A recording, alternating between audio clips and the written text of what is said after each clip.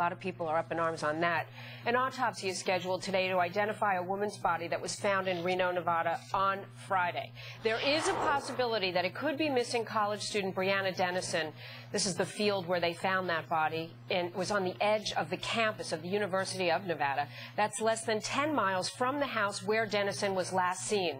The 19-year-old vanishing from her friend's home about a month ago. As I said, police believe she was kidnapped. And joining me on the phone, someone who has walked the walk, been to the scene, former Los Angeles Police Detective Mark Furman is joining me on the phone. Mark, you've been on this case since the beginning. Do you think this is a development that will give the family some answers? Well, I think it'll not only give the family some answers, and that's what happened to their loved one, but it'll also give the police an opportunity to find out the cause and the manner of death, and possibly forensic or trace evidence that will help them actually, when they do have a good suspect, actually involve them in the time of death of Brianna, and that's the most important. And that's the interesting thing. They haven't released any information about the body, about the surrounding area. And in fact, they would not allow this family to come and see whether or not it was Brianna. They said they had to conduct, in fact, a full autopsy. What does that tell you about what they found?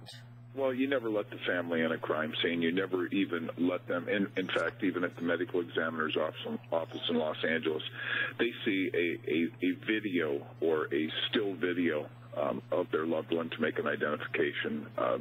It's not only emotional, it's professionally unsound to have anybody come into the crime scene, even somebody's supervisor.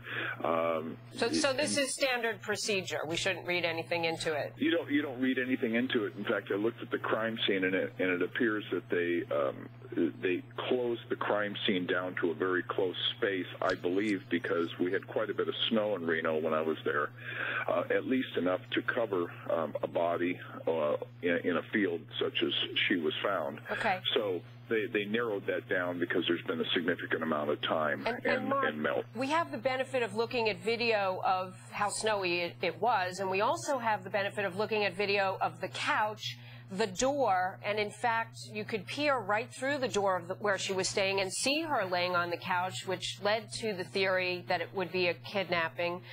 What were your other impressions, and did they ever nail down what the blood on the pillow was? They didn't definitively say what the blood is. We'll start there, the drop of blood. Was it Brianna's or was it the suspect? We know that they have forensic evidence of the suspect from the scene. And when you look at that couch, the thing that was a little disturbing is I think there was, I don't think there was complete disclosure of just exactly what the condition, the sobriety of all the parties involved, and just exactly what transpired that night. But that being said, they had forensic evidence, but what disturbs me a little bit, and I hesitate to second-guess an investigation, there was 2 other assaults, sexual assaults within blocks, right, and one assault less than 200 feet from this location. Yeah. I'm being told, Mark, I've got 10 seconds. I'll let you wrap up.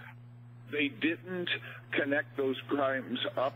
Now they did. Were they going to if Brianna wasn't kidnapped? And I think that's a disturbing benefit and question to this case. All right, Mark Furman, we will check back with you on this and the autopsy being conducted today, perhaps some answers. Thanks, Mark.